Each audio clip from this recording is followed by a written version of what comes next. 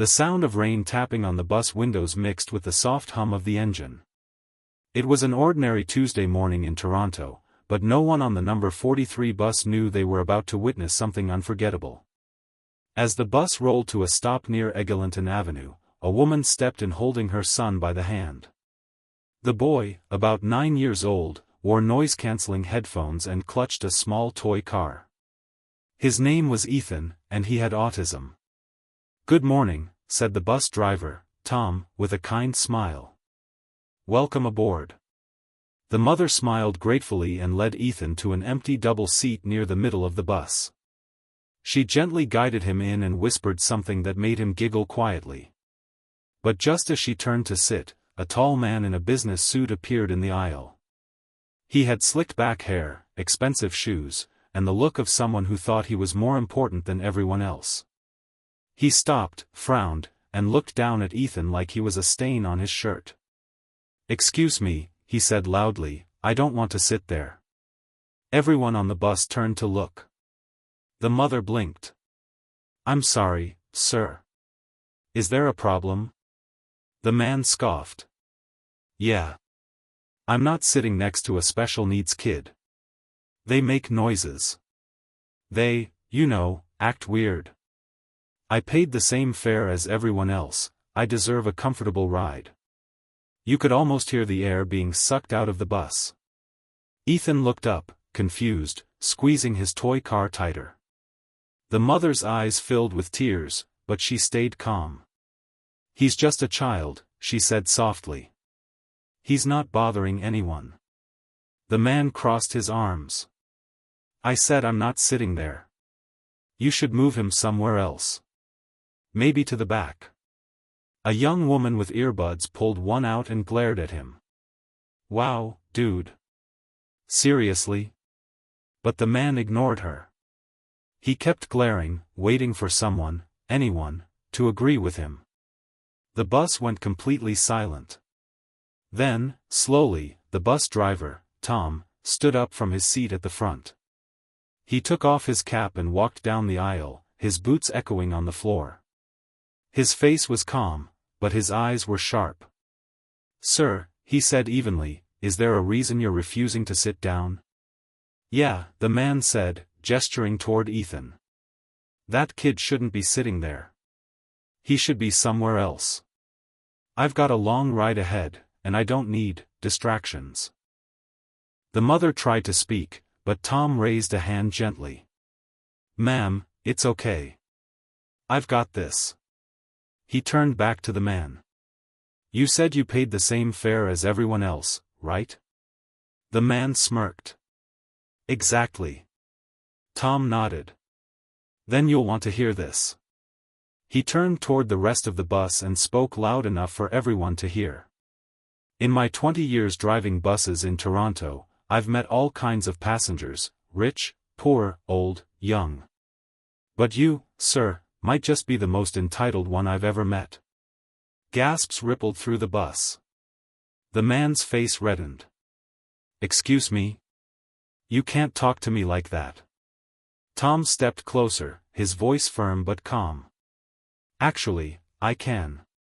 Because while you were busy judging a little boy for being different, that boy was showing more strength than most adults ever will." Ethan's mother looked up, her eyes shining. Ethan quietly hummed, unaware of the storm brewing around him.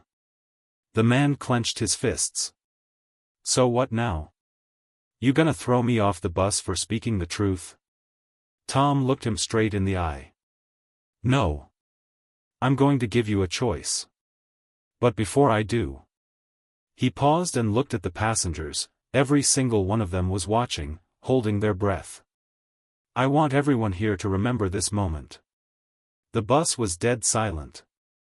Rain pattered harder on the roof. Tom turned back to the man, his voice low but powerful.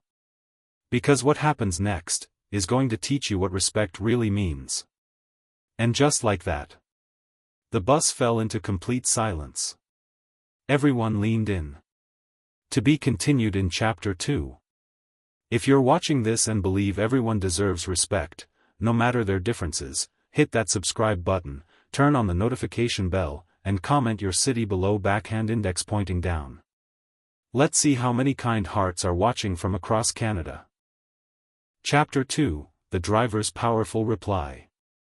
The air inside the bus felt thick. Every passenger was frozen, waiting for the driver to speak. Even the sound of rain outside seemed to fade. The rude businessman shifted his weight, still trying to look confident, but his hands were trembling. "You're wasting everyone's time," he muttered. "Just do your job and drive." But Tom, the bus driver, didn't move. His voice was calm, yet filled with a quiet authority that made everyone listen. "You know," Tom began, "I used to have a son like him." The bus went completely still. The man looked up sharply, caught off guard. Tom's eyes softened as he glanced at Ethan. He had autism too. Smartest boy I ever knew. Loved buses more than anything. Every time I drove by our street, he'd wave and smile so wide I could see it from the window. A lump formed in his throat, but he kept speaking. One day, a man on another bus, someone just like you, told him he shouldn't be out in public. Said he made people uncomfortable. My son didn't understand. He thought he'd done something wrong. Tom's voice cracked slightly. That night, he cried himself to sleep. And a few months later, I lost him in an accident.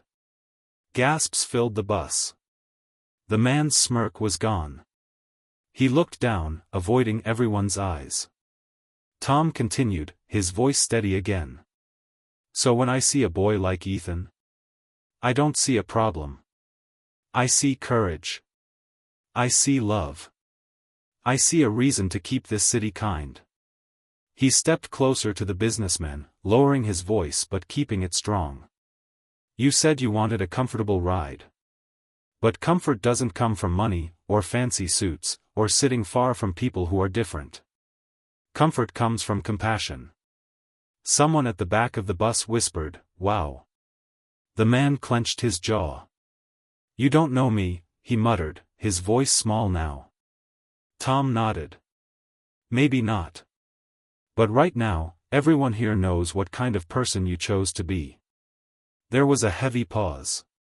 Then, Tom said quietly, you can either take a seat, or step off my bus. The passengers waited, their eyes locked on the man.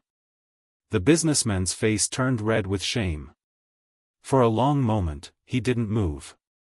Then, without a word, he stepped back, walked down the aisle, and got off the bus. The doors hissed shut behind him. As the bus started moving again, silence filled the space, but this time, it wasn't uncomfortable. It was peaceful. Ethan's mother wiped a tear from her cheek. Thank you, she whispered. Tom gave a gentle smile in the rearview mirror. No need to thank me, ma'am. He just needed a reminder of what being human means. Ethan, unaware of what just happened, looked up and said softly, Mom, can we ride this bus again tomorrow? The whole bus chuckled. Even Tom couldn't help but grin. Anytime, buddy, he said. For the rest of the ride through downtown Toronto, strangers smiled at each other. The mood had shifted, from cold and tense to warm and united. And though no one said it out loud, they all knew they'd witnessed something that would stay with them forever. Because that morning, a simple bus ride became a lesson in humanity, empathy, and courage.